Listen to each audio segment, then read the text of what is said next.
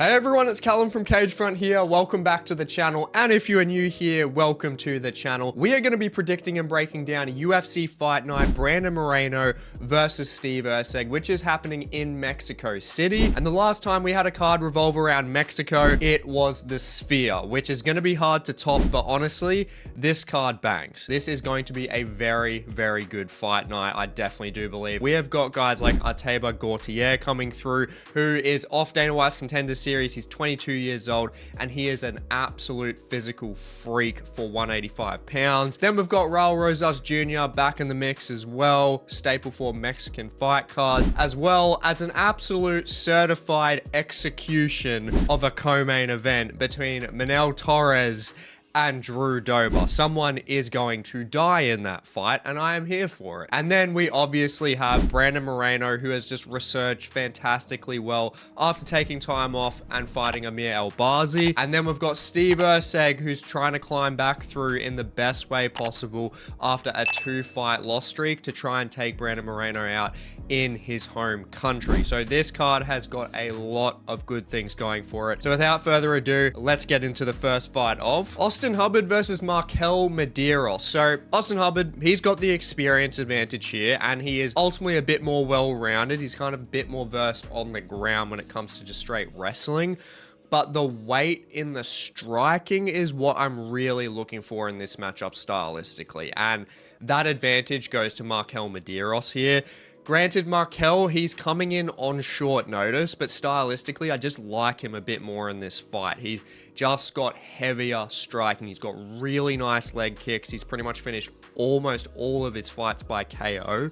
And he's never been finished himself. He is very durable, as well as Austin Hubbard. Austin Hubbard is very durable as well, but Mederos has just got more tools on the feet. He's got very good leg kicks. He's got very good knees, lead knees, because he comes out of Factory X. So he's got guys like Godinez, Yusuf Zalal, who use those knees, timing those knees very, very well. And that's where he's just going to be a lot more dangerous on the front foot, because that timing of that knee against Austin Hubbard, who's quite slow in and out of the pocket. It's not just that, it's even the boxing as well. I just think the speed and the power advantage is there for Mederos overall. And for Austin Hubbard to win this fight, he needs to be getting takedowns. He needs to be able to get Mederos down. But Mederos, from what I've seen of him on the regional scene and through the UFC so far, I mean, his takedown defense is pretty good. And even when he gets taken down, he's got good get-ups as well. And ultimately, he is just more dangerous. So I do believe he's going to get the decision win here. Obviously, Mederos coming in on short notice isn't going to be fully cardio ready, most likely. But still, at the end of the day, even if he is, Austin Hubbard is a really, really durable guy and is overall somewhat defensively sound. But I've got to be taking Mederos by the 30-27 here. So moving up to a clash of styles, we got Jamall Emmers versus Gabriel Miranda. So both of these guys, 35 years old, they're kind of getting past it a little bit now. And when we look at Miranda, struggles a fair bit on the feet, but he is an absolute beast on the ground. 16-0 with submissions, and if he can get it down, he can definitely win this fight. It's just that clash of styles. If Emmers can keep it on the feet, he can take him out. But that's where I'm honestly just going to say Jamall Emmers. I mean, MMA, it starts on the feet. I just think he is more dangerous overall anyway. He's very long, he's got the power, and he's honestly looked good in his career. He's just lost to good opposition. Like, he's lost to Nate the Train Landwehr, he's lost to Jack Jenkins, and they just kind of just like out-gritted him. And then Miranda on the other side, compared to those guys, that just doesn't have the stand-up to deal with him in contrast to those blokes. So that's where I just really don't see Gabriel Miranda just having his way. And Jamall Emmers has got pretty good takedown defense. He's got good sprawls because of the long frame he has as well. And ultimately, I can't see Miranda doing anything on the feet against him. Jamall Emmers has got double the output that he has, and he's just more explosive, especially in the first round. Jamall Emmers is dangerous. You see him even against Nate the Train. He had him in danger. And Jamall Emmers, if you're putting him in that position and taking Nate the Train out and putting Miranda in, he's going to finish him. And that's where I think he's going to get the KO TKO finish. Honestly, probably just straight in round one. I think he's just going to drop him. Probably a nice, long, straight bang, hits the mark, drops him, TKO ground and pound finish. and that's going to make Miranda 1-3 in the UFC. So from there, I think he's going to get cut. Moving up to Rafa Garcia versus Vinc Pichel. So as we know, Vinc Pichel just doesn't fucking die. He's 42 years old, 12 years older than Garcia. And you got to give it to Pichel in his last fight. I mean, he hasn't been super consistent over the last like 3 years, but in his last fight against Ismael Bonfim, he was actually doing fairly well in that fight considering his age. I mean, he got outstruck pretty much consistently through the second and third round, but he was teeing off on that lead leg of Ismael Bonfim in that first round, and he was stifling the movement a fair bit. And if he can do that against Garcia and get into dirty boxing range, he can honestly win this fight, because realistically, I do think that he is just the more composed fighter overall. I mean, just in terms of the striking at least. But the problem that I do have is through the second and the third round, understandably, being 42, Pichel does slow down a fair bit. And the way that Garcia showed himself against Clay Guida, who is just more cardio active, is just a lot better at getting through from the first minute to the 15th minute than compared to Vinc Pichel, and Rafa Garcia was able to outwork Clay Guida very well and almost hitting him with 150 strikes. So that's where I just think Rafa Garcia, through those late rounds, he's really going to pick it up. It's just in that first round, he needs to make sure that he's not getting taken out. And he's obviously coming off a KO loss against Grant Dawson as well. So that's where, you know, it could play on his mind in that. But I do feel like the later it gets into this fight, the more the takedown opportunities are going to be there for Rafa Garcia. And if Garcia is going to be able to take Pichel down, he's going to be able to find a submission. I think that's going to come through in the second or third round. I think Pichel's going to try frame, Garcia sinks in a rear naked choke, and he's just going to get him out of there in the second or third round. Pichel, he does have that chance on the feet, possibly in the first round, but I think it's just too much of a tall order for a 12-year age difference, and with Garcia just overall being more well-rounded and more so in his prime age range in comparison to Pichel. Moving up to Lupita Godinez versus Julia Polastri. So looking at Loopy, she is coming in on short notice in this fight, and I don't care. I mean, the difference in experience is so evident here. Loopy has consistently been fighting ranked opposition. She had an amazing 2023. She went 4-0 in 2023. And granted, 2024, not the best. She did lose her last 2 fights, but she lost those 2 fights to borderline title challengers now in Mackenzie Dern and Verna Dober. And then we look at Polastri on the other side. She went to a split decision with Corey McKenna, who's been cut, and lost to Josephine Knudsen, who is now in GFL. So, I mean, you know, you just look at the caliber of experience in comparison, it's just not even close. And I just think they're pushing Polastri because she does have somewhat of a finishing threat there, and on one side as well, Loopy's just slotted into the card because she's obviously Mexican. So that is just forcing Polastri to have a very big jump.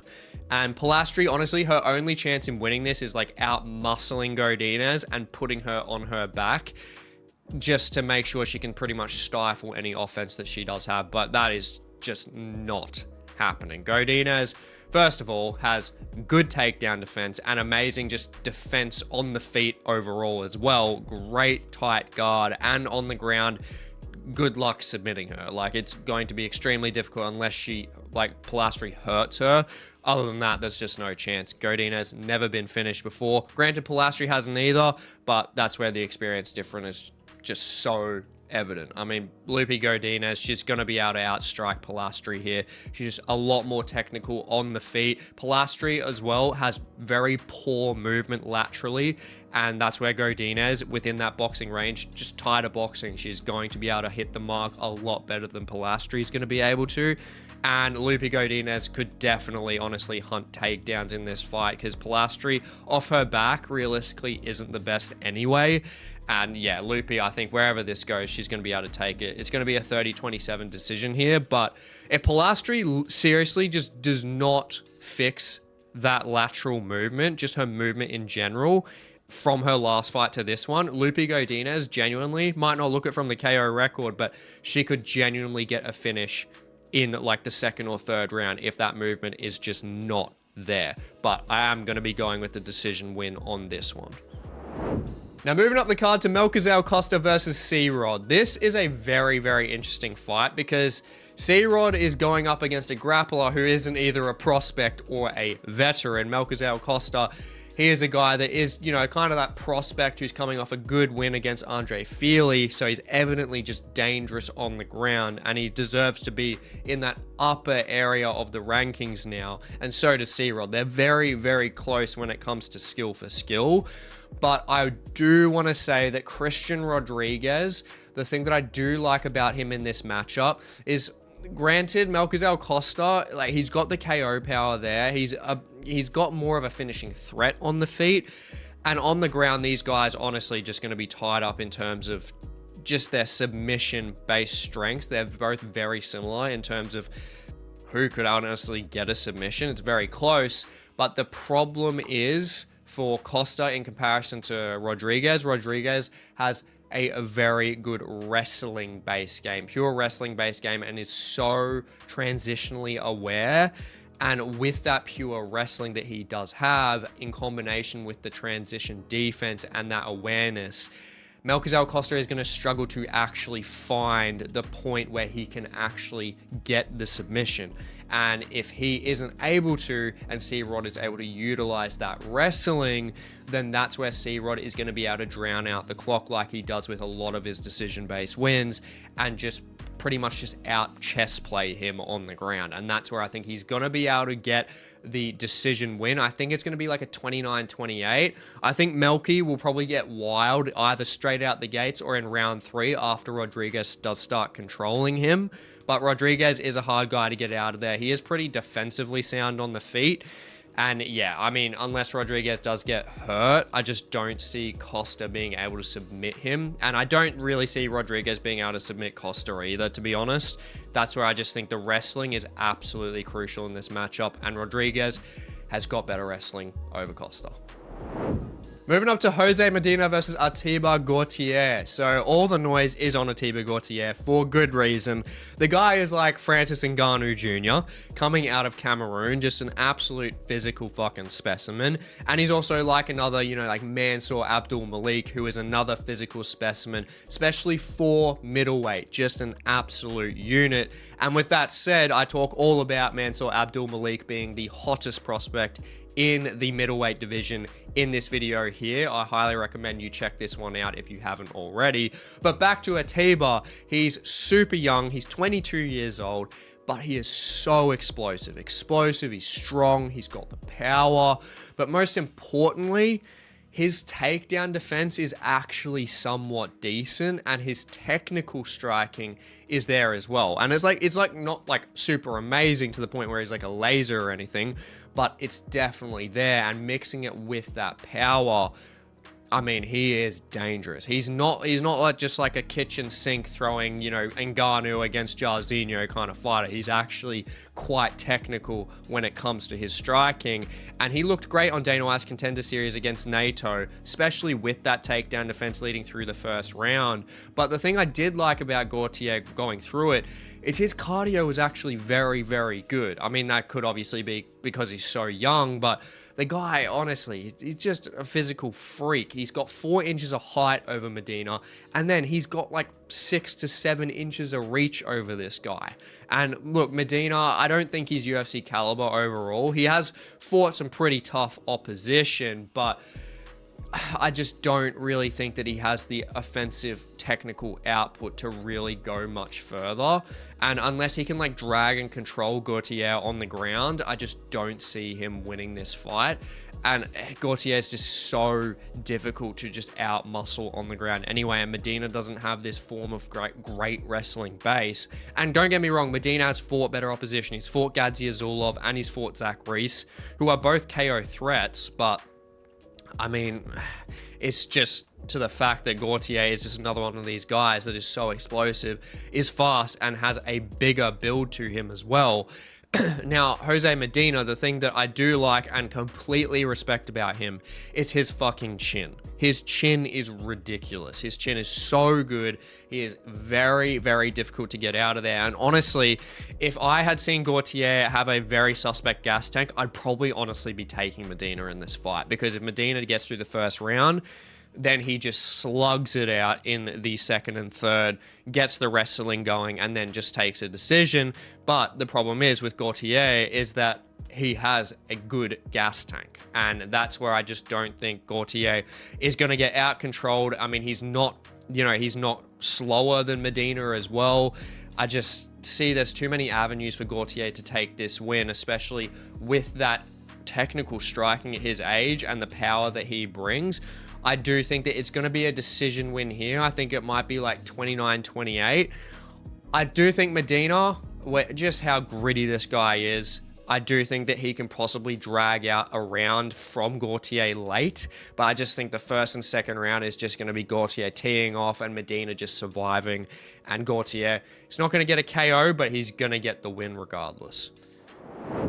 Now, moving up to the feature prelim, we've got CJ Vergara versus Edgar Chairez. Now, this is definitely a close fight. I think that these guys are very similar in terms of their experience, where they should be ranked. I think the rankings are a perfect just explanation and portrayal of where these guys are actually at. And I think this is going to be a fun fight because both of these guys do have a high output. They're both very durable. They're both very gritty.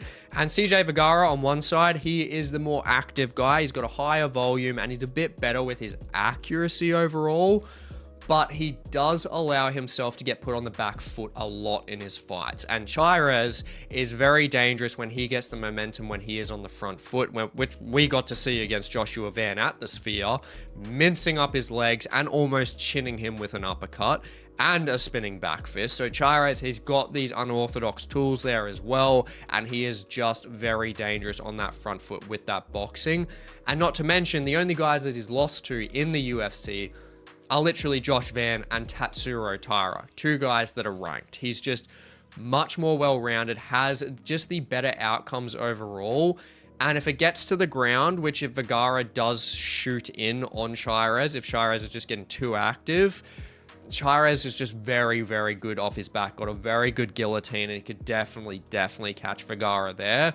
Do I think that's going to happen? Most likely not. I don't think Vergara is going to be a guy that's really going to hope shoot, but if Chairez just has his way on the feet, which I'm not saying that he definitely will, but if I'm going to go with anyone realistically within the MMA space, it's got to be Edgar Chairez, and I've got to take him by a 29-28 decision. I think Vergara, with his gas tank, he's a little bit better than Chairez, to be honest.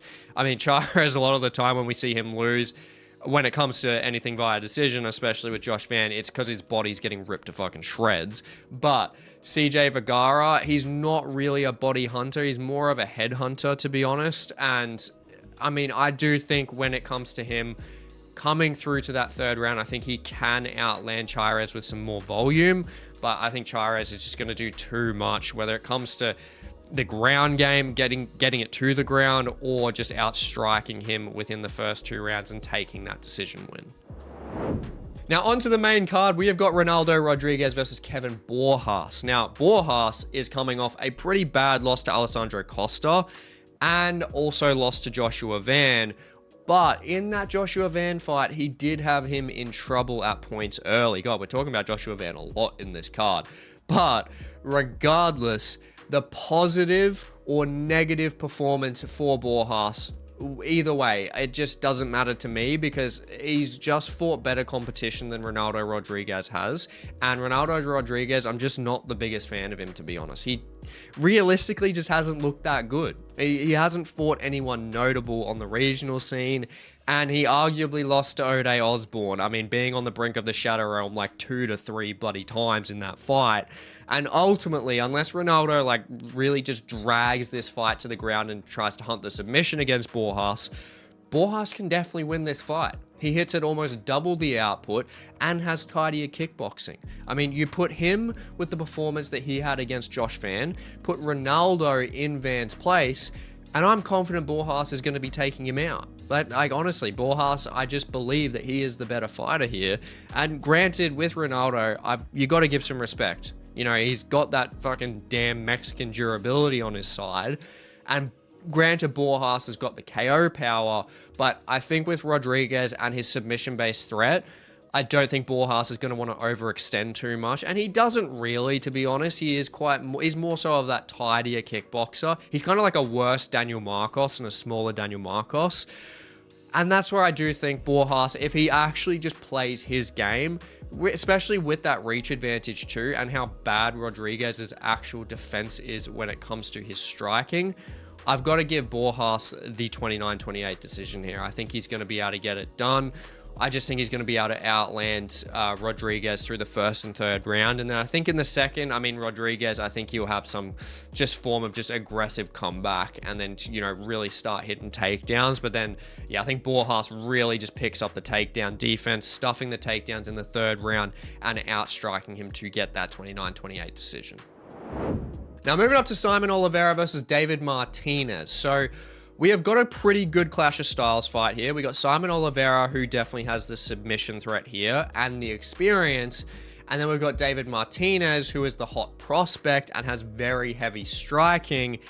And I'm going with the very heavy striking here. I think Martinez, the guy is just mean, honestly. Like, very powerful striking, very powerful kicks at all ranges, and has vicious wheel kicks. He's got very nice counter striking on top of all of that as well. Most importantly, in this matchup, which he showed against Franklin on Dana White's Contender Series.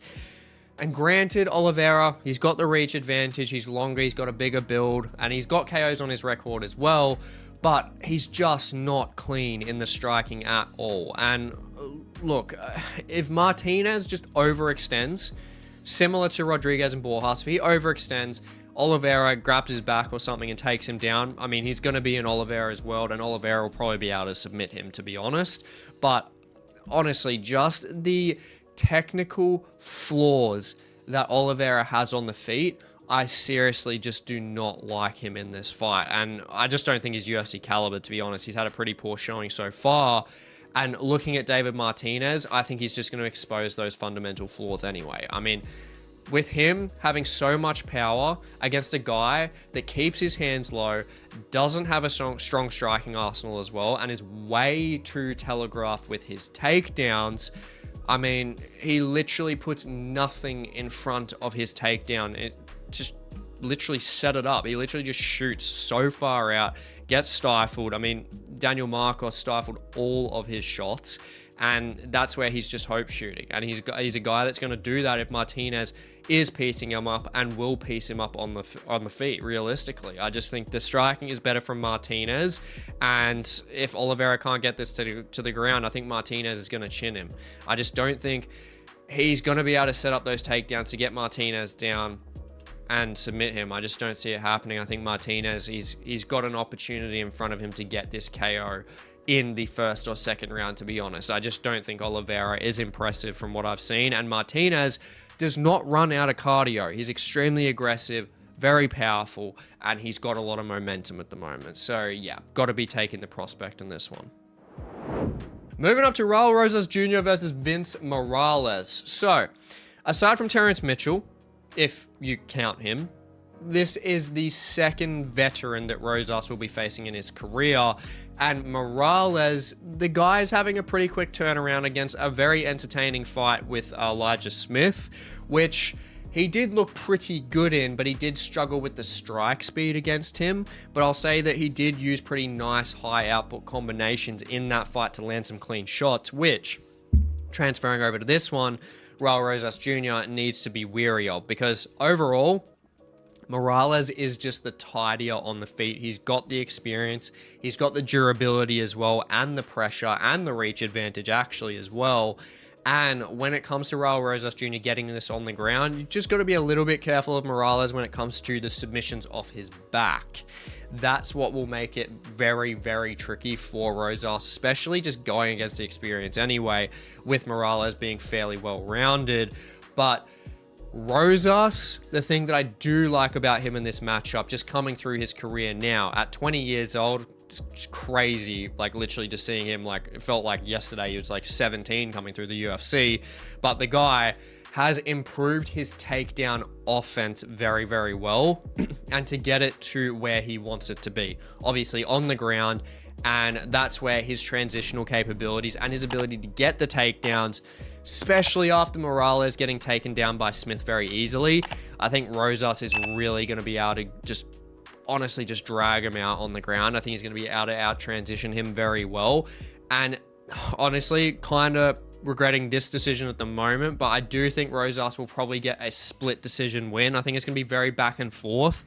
I think Rosas does definitely need to get this to the ground because Morales over time when it comes to the feet, I think that he will just be able to outland Rosas. And if it stays on the feet, ultimately, I think Morales can actually win this fight. But I think it's just going to be a very big sway of control-based opportunities and then volume-based opportunities either side. And that's where I think it's going to be a split decision for Raul Rosas Jr. But the part where I said that I do regret things is that I do honestly have a very strong inkling that Raul Rosas Jr. is going to be able to submit Vince Morales, just especially if Morales gets his back taken. Granted, he's got very good submission defense, but Raul Rosas Jr. is kind of a different animal when it comes to a submission-based game. It depends how easily he can get Morales down, but saying that Vince Morales does keep out that striking, is able to defend himself on the ground, and going through round to round, starting on the feet, I do think that this will be Raul Rosas Jr.'s win, but it'll be a very close fight, so it'll be a split decision. Now, moving up to Joe Pyfer versus Kelvin Gastelum.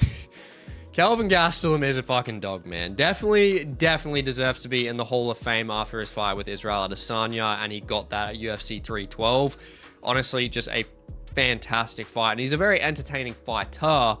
And, you know, he's been switching between welterweight and middleweight, and he has been pretty inconsistent, realistically, in his last 10 fights, pretty much since that Izzy fight. He's gone 4-6 between the two divisions, so not the greatest. And obviously, with Joe Pyfer, you know, does not have near the amount of experience, but since he lost to Hermansson, I honestly just believe that he is a born-again fighter, and born again to the point. Hot take, a lot of you guys are not going to like this. I think he's going to be able to chin Kelvin Gastelum. And look, Gastelum, he's a gritty boxer, got a good jab. He's got wrestling and submission-based game in his back pocket as well.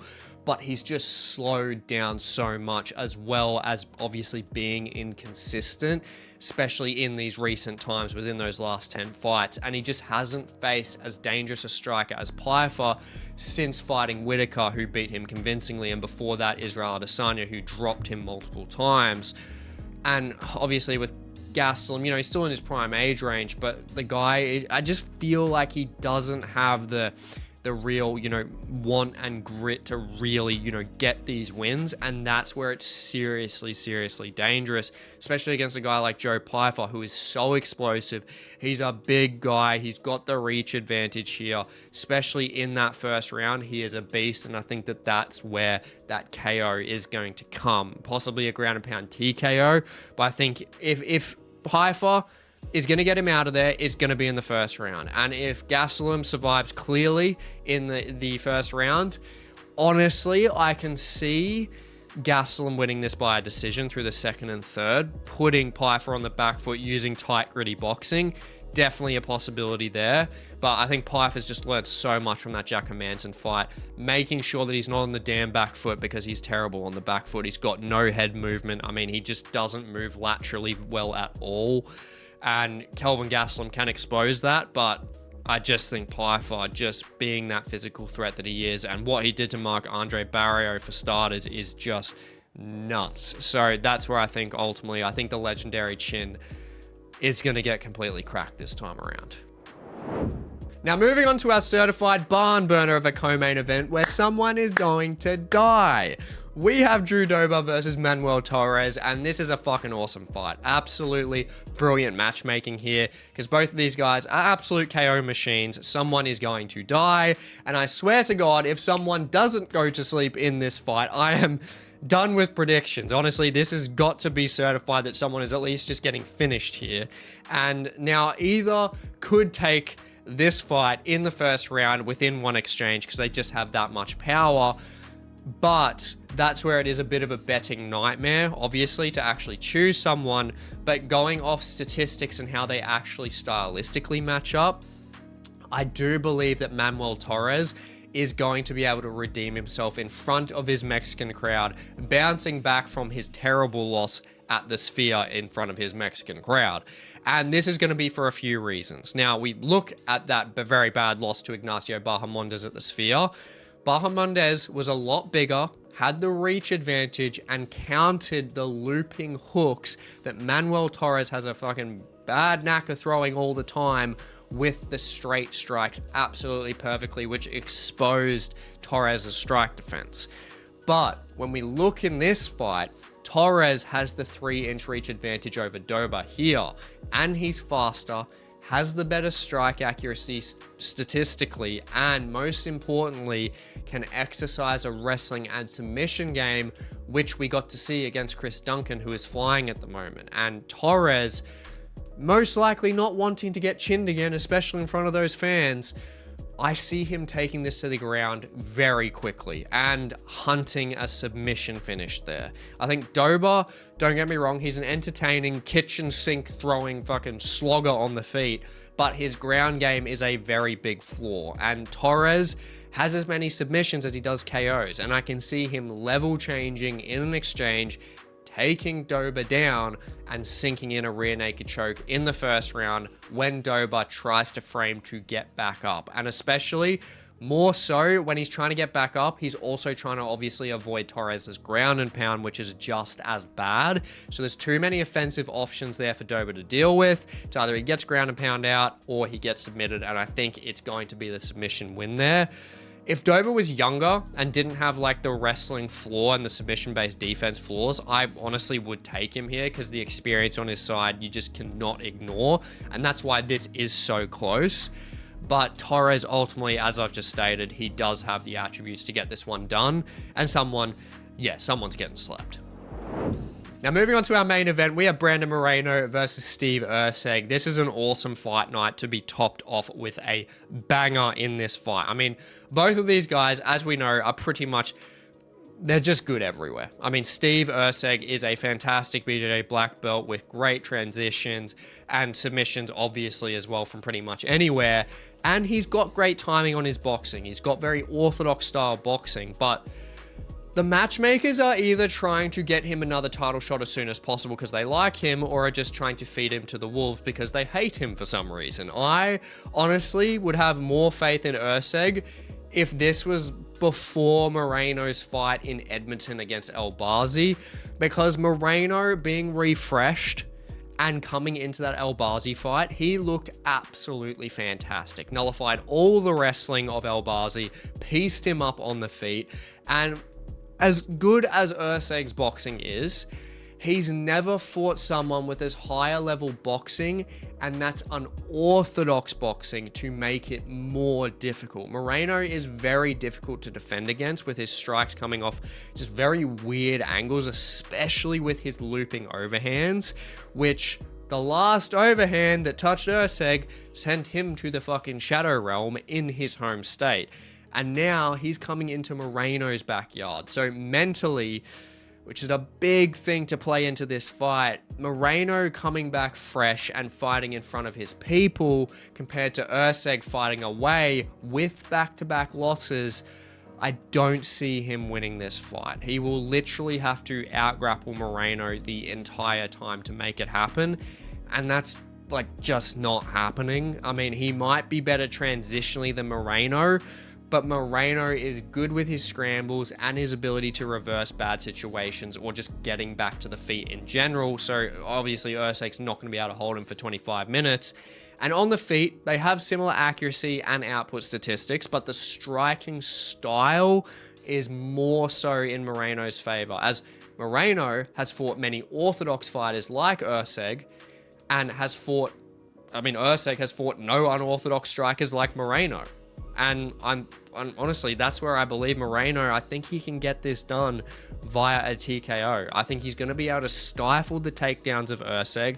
He's going to outland him and catch him with these weird unorthodox shots.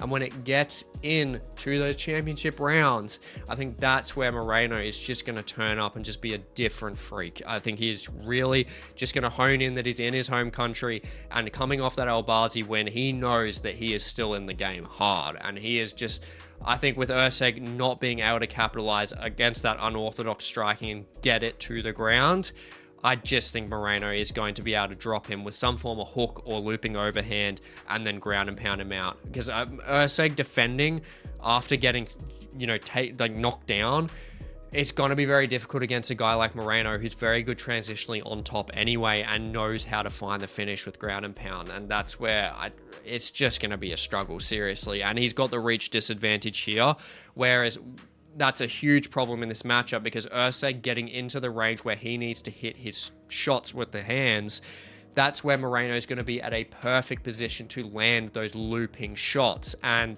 that's where I just see him being able to drop Erceg. And that's where I think that he's going to get the ground and pound TKO here around the 4th round, possibly the last round being the 5th round. Now, moving on to the Fight Card Awards, looking at Fight of the Night start off, I've got to give it to Ronaldo Rodriguez versus Kevin Borjas. I mean, flyweights in general are just fantastic. They are so fast-paced. They are gritty. Both of these guys are young as well. They are hungry. And we look at the technical striking of Kevin Borjas, with the takedown defense that he does have, which is pretty good against Ronaldo Rodriguez, who is very aggressive and does have that ability to try and get it to the ground, but also just has crazy winging wild strikes on the feet. I think it's just got everything to be a very, very entertaining fight. Now, looking at performance of the night, it's going to be tough, but I've got to give it to Manuel Torres. If he can seriously come back and get this win in Mexico against a guy that is very dangerous in Drew Dober and be able to finish him, which it's pretty much the only way I think that I see it going, I think Torres is just going to be in for that performance, especially if it's going to be in the first round submitting Drew Dober. Now, looking at fighter to watch, got to give it to Ateba Gautier. I mean, this guy, 81 inches of reach, and he's 6'4". He is Francis Ngannou Jr. He is a freak coming out of Cameroon, an absolute beast. Technical striking, really like it, honestly. You think he would just be a kitchen sink bloody slugger, but he does have that technical striking. And if he can really hold up that takedown defense, he is going to be able to win this fight pretty easily, I do believe. And yeah, definitely keep an eye out for him because he is just a physical freak. Now, finish of the night. Biggest hot take, if it does happen, it's got to be Joe Pyfer. If he can simply crack Kelvin Gastelum's chin for good, that is easily finish of the night, regardless of how it's done. Because honestly, if it's going to be someone, it's got to be Joe Pyfer with how just much of a physical threat this guy is and the power that he has. He is the one that can honestly get Kelvin Gastelum out of there. But at the same time, Pyfer, by doing it, I mean, he's got a dangerous guy in front of him as well, offensively. So that just adds more to it for Joe Pyfer if he can get this one done. Now, I hope you enjoyed the predictions and breakdown video, and I hope you enjoy the Mexico City fight night. And also, if you want to see more MMA-based content, definitely check out the video I have here on the screen, which is all about the hottest prospects in the UFC right now. And please like, comment, subscribe. It goes a long way for the channel. Really enjoy talking to you guys as well through the comments, and I will catch you in the next one.